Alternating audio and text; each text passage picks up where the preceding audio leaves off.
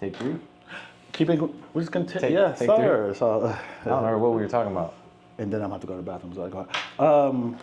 You gotta go. No, I'm Go good. now. I'm good. Oh. All right. So, yeah, man. How's everything? How's your year feeling, man? Anything new going on? Any plans? Any With goals? business? Yeah. The year-end goal. I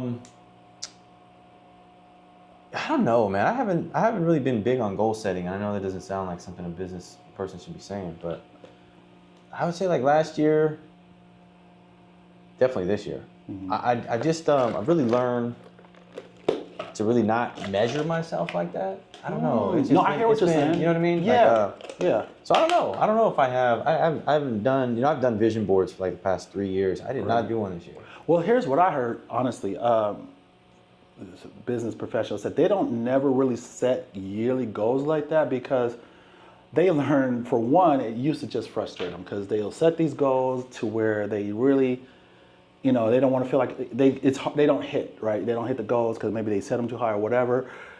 And and the method they take is something I kind of start taking is that I don't necessarily set goals. I just say I'm going to try to do X amount more than I did last year.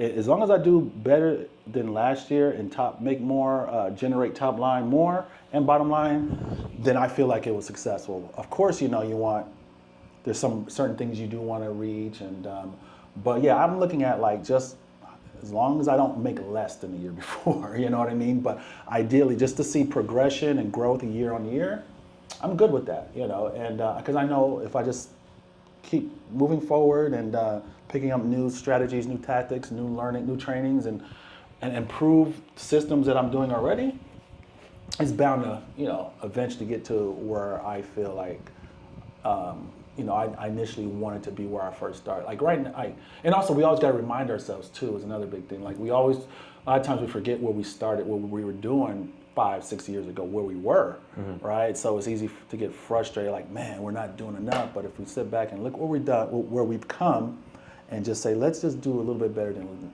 I did last year, I think that will keep your mind frame right. Yeah. Yeah. So even and I like that, just being better, doing better. Yeah, just grow. It's showing growth. Would that main measurement stick would be gross, would be revenue for you? Is that's like what you would? Yeah, I'm just gonna say top line. I just go off of gross income. Net is important because net is gonna show you if there's things that I'm. Or just money at all. That's right. The measuring stick. Yeah, exactly. Yeah. But then, like I said, then you fine tune it to net because now you got to see.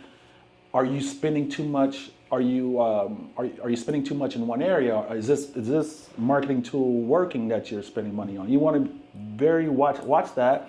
How much you're spending, expenses are. You got to pay attention to that because because truth be told, you can make top line more than the year before and still net less than the year before, right? Yeah. So that's a thing too. You got to concern. So you got to watch the spending, monthly spending, and to keep the operation running. But yeah, you definitely want to bring in more top line revenue. Yeah. Mm-hmm. What if would you necessarily say that you weren't doing better if your top line and bottom line were lower this year? So if I go a year when they both were lower than the year before, okay, that's happened before. It's happened. Well, I mean, there's a lot of factors. The first thing is you're going to figure out and look at why. What happened this year? What was it to cause me not to do as much as I did last year or do more? So that's one thing. And then you could see what's working and what's not working, as far as lead generation or just, because it starts with lead generation, and then you convert them to clients and then go from there. But so then I would see, what can I implement maybe this upcoming year? What's not working? Why didn't I get the amount of activity? What did I not work as hard? Did I not put as much into it? There's a lot of different factors to figure out why. Ultimately, I feel it's still a win because you're still learning and growing on, even if you make less, I'm sure you're knowledge-wise and experience-wise, you're going to be in a better position than you were the year before, right? You might not have made as much money, but you've got new experiences, you figured out things more, right? So the following year, you can probably implement it all and should probably do better than in 2 years previously from there. You know, like I said, it just happens. You just got to figure out what could be changed. Yeah. Yeah, I agree with that. That's why I was asking if that's like the measuring stick for you of as far as doing better is making more money. But I think you kind of answered it. Even if you don't make more, Yeah. you could still be in a better position. It's Right. like the only thing that measures. There you go. Right, Right, exactly. There's other factors, and as long as you're growing and you're learning and and you're just making better. You know, you're just figuring it out. You know, what can work better, what doesn't work, and a lot of things that don't work that year, you've learned from. Now you know, coming now to the next year, hey, we're going to go this route. We've already done this, and this. We know what happens when we do that. So we know when we do this, and this works better from the year previously. So you start cutting the fat and Yeah. and moving forward. So On that same train of thought, let's be. I know I'm going to do this here, but let's be a little bit more vulnerable if we can. that's all I do. That's all I know. Let's reflect on last year. I know for me, if we were to measure it from a financial standpoint, I would have technically done worse in 23 than I did in 22. Okay. However, I think I don't personally that's safe to feel say. that way. Yeah, that's safe to say. I think I did too. Like, Yeah. I don't feel that way at all. Like I've become a more understanding person. I've become a more compassionate person. I'm much closer to Jesus than I was when I started the year versus the end of the year. Sure. So just a year ago from today, January 10th, Yeah. a year ago from today, I am so much closer to Jesus than I was. So on the balance sheet, sure, you know, I had a lot of life things go on, a lot of things that derailed my business focus. Sometimes it wouldn't even derail; it just stopped that train completely, and I just stopped focusing on it. But I focused on other areas that may not be as measurable as a balance sheet, but definitely better is how I would. If I were to put it in a simple way, I am definitely better.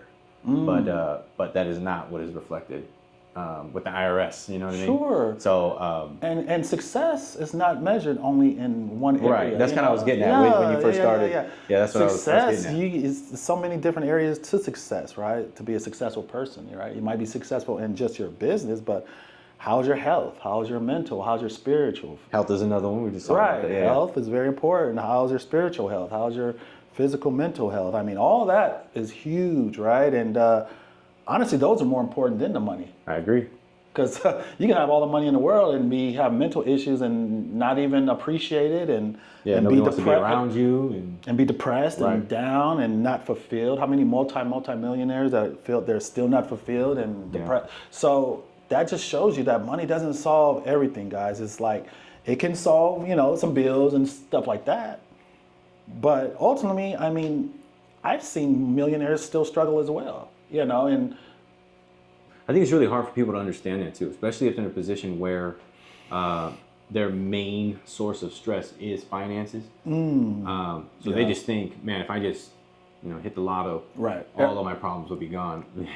I mean, it's really hard to, even from my standpoint, I probably sound like, yeah, well, you don't know, Mark. You're not in my shoes, Mark. But it's just there's so much more to life than that. So you're gonna fix one problem and you're gonna see that there's 10 others. And you just couldn't focus on them because one was looming, sure, whereas the other ones were weeds in the grass and they're growing. And now they're not as tall as your financial, weed stock had grown because you knocked it down or you took care of something or you started that business or you inherited some money, whatever it may be.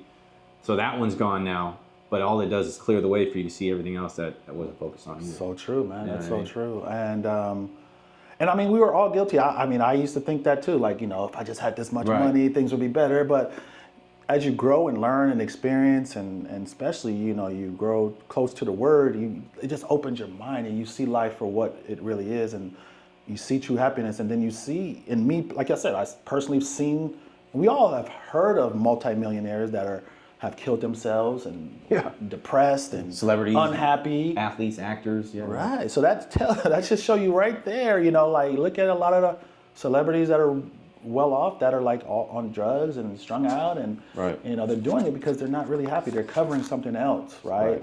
It only goes so far, right? And then so I just think if you just get right with yourself, first God, right, and yourself,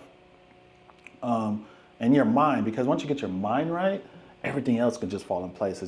It's easy. Life gets a lot easier once you Take the pressure off yourself. realize who's running the show, and you allow him to run the show, and you understand that. And again, it took me 40 plus years, guys, to figure this out. I'm still growing every day. I don't have it all figured out, but Yeah, I feel like I started over. I mean, would that be fair for you to say? I mean, I don't know. Maybe you feel differently, but I feel like you said, it took you 40 plus years. You know, I'm younger. It took me 30 plus years, but I feel like I started over. Like I just had to wipe the slate clean, reprogram, and there was just like a lot of habits that I had to destroy. And then I'm like, okay, well, what do I do now? You know, like, and you build better habits, you know, based off of you know, the word, you know. So it's starting a new. It's a new life. That's what they call it, a new life. And it really is laid out that way. If you accept Jesus into your life, it is laid out as a new life, or being reborn, rebirth. Yeah. You know. And I would hear that all the time, but never got it. It never clicked. Yeah. It just never. I was like, it was just words on a page to me. You know. I'm sure it is for a lot of people. You know. Yeah, it just, definitely. Until you really dive in, and then, like I said, if you just kind of just take a little time and just like start reading a little bit of Bible, guys, it's not what you think, for one, and for two, it's going to do so much for your mind, and like you'll be amazed. And there's so many different ways to consume it, right? Because I know for me, and a lot of people probably, it's tough to try to just open up a King James version and try to read the Old Testament and just read how they wrote back then, and the language is a little different, so it's tougher to understand. But there is different there's New Living Translation, and you can listen Audible. I did the Audible. It's amazing. They're telling it like a story in plain English in a sense, so it's very digestible, and you can understand it way better that way. And the Bible app is free, isn't it? Isn't it free? Very free. The Bible app is free, and they got everything on there. Yeah. They got study guides. You know, if you have trouble with anxiety, there's like a 7-day program that they have for free through the Bible app that talks about different areas of the Bible that deal with anxiety. Same thing with financial. Everything's on there. It's free. Let's plug them. All free. And this is not. I mean, I have no problem giving this out. The U version of the Bible. Do you have that app? The U version? YOU version. No. Let me show. This is what I'm in right now. This U version right here. So yeah, the U version, guys, check that out. That's it's amazing. It has a lot of things on there. You can watch videos. They have movie episodes. They have you can listen to the Bible. It's so much there, man. Well, how do you get there? Huh? How do you get there? Because this is the Bible app. Right. What is U version? That's it. That's the U version, right? Mine didn't pop up and say U version though. Let me see, what is that? Watch, look, let me close it down. Now I'm gonna open it back up. Yours said U version, mine didn't. Right, but it's the same. We're looking at the same thing. I don't know why yours. Yeah, it's the same thing. So at the bottom you have. Oh, so maybe I do have that thing. And so they have the plans on the bottom, so you can. Yeah, that's the one. Those are what I was talking about. Like you can find anxiety and look at right here. Yeah, love, everything. healing, anger, hope, depression, fear, peace, stress, patience, all of that. Yeah, I would start with this. It has so much on here you can go through. Yeah, it's crazy. And I'm listening to the Daily Bible right now. And it's free. And it's free. Yeah. So again, we're just. Hey. And that is not a paid sponsor. That is just. We're just telling you. We're just telling testimony. Sharing you guys what has really helped us so much, and the reason for the growth over the last year or so. So we're just here to spread that. It's amazing. It changes perspective too. Perspective in life is probably one of the most important things as well. For this reason, perception and how you perceive things, right? So an incident can happen to you that may not be as favorable, right? Now, there's always a couple ways to look at it, right? If you don't have the right mindset or perspective, you can just look at it like it's the worst thing that ever happened. It's horrible. Life sucks, and just be all down and out and blah, blah, and then you'll live in that type of mindset. Or you can look at another way, really the real way, once you allow your mind to open. And when you see things for what it really is, your perspective of it's going to change, and you're going to not have that weight. It's not going to even feel like, you're not going to feel that way. You're going to still be, in a great, you're still going to have joy in your heart. You're still going to be able to move about your day. You're going to have more understanding of why things didn't go your way. And you just accept it a lot better, and you can just move on with your life, and then you'll start seeing the blessings happen. It's so true, guys. So that's why, that's what the Bible has done for me. Just really changed my perception, my perspective on anything that happens. What would you say to somebody who wants to start reading the Bible? I didn't know or we're getting changing closer this to to a God? Bible study, bro. I didn't know this podcast was. Well, you know what? I'm gonna be honest. Everything you just said has really helped me in my business. I have been so much more giving. Yeah. Even within my business, whether it's referral, somebody I know who's better, or they got better banks and better interest rates on a commercial build. Somebody wants to build commercially, and we just can't compete. I send a referral. Like it's helped me everywhere. It's helped me be a better giver, which has in turn led to me being a better businessman. And receiving a lot of blessings too. Like, I mean, you don't go into it with it, but have you ever read Go Giver? Of course. Oh, amazing book, guys. Amazing. Check it out. Go Giver. Super easy read. And there's no, I mean, this is not, I mean, if anybody's, still questioning or skeptical or not willing to really jump into the, a relationship with Jesus Christ, the Go Giver is just a book. It is not, now I think it's debatable that there's a lot of religious undertones in it, but they don't actually say it in the book. But there's a lot of connection there. But read that book, super easy read. I don't know, it's like 120 pages, 110 pages, nothing crazy.